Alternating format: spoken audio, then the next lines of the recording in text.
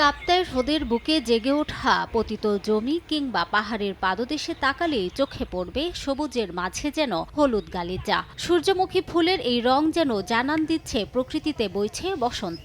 দিগন্ত জোড়া এমন চোখ জোড়ানো সৌন্দর্য উপভোগ করতে ভিড় করছে প্রকৃতিপ্রেমীরা। প্রবেশ ফি দিয়ে ঢুকে তুলছেন ছবি, কেউ বা তৈরি করছেন রিলস। এতে বাড়তি আয় যুক্ত হচ্ছে কৃষকের খাতায়।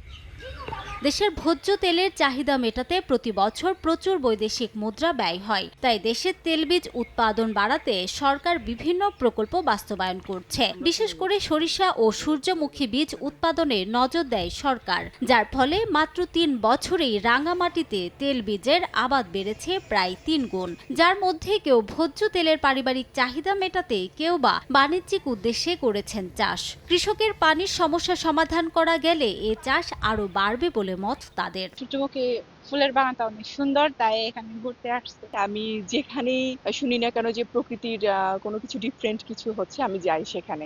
অনলাইনে দেখছি অনেক ভাইরাল হচ্ছে জায়গাটা, একটু ঘুরতে আসছি। আমাদের এই বাগানে দিলে শ্রদ্ধার সব মানুষ আছে। আমরা জনপ্রতি প্রবেশ ফি জনপ্রতি 50 টাকা করে নিই আর কি। পানির সমস্যা, আমি যদি একটা এই দ্বীপ পাই আগামী বছর আরো একটু বেশি মানে বৃদ্ধি করব।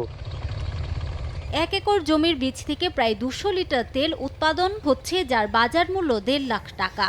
আর বাজার সৃষ্টি, স্বল্প সময় অধিক লাভের কারণে দিন দিন আবাদ বাড়ছে বলে জানিয়েছে কৃষি বিভাগ। খরচ হয়েছে ওনার 20,000 টাকা মতো, আর প্রায় 1,30,000 টাকা মতো সে লাভ করতে পারবে। কৃষকরা এটা বীজ হিসেবে বিক্রি করতে পারে উৎপাদনের পর এবং তেল হিসেবে বিক্রি করে, এজন্য কৃষক একটা ভালো মূল্য পায়। কৃষি বিভাগের তথ্য মতে এবছর জেলায় 70 হেক্টর জমিতে সূর্যমুখীর চাষ হয়েছে, আর উৎপাদন লক্ষ্যমাত্রা নির্ধারণ করা হয়েছে 140 মেট্রিক টন।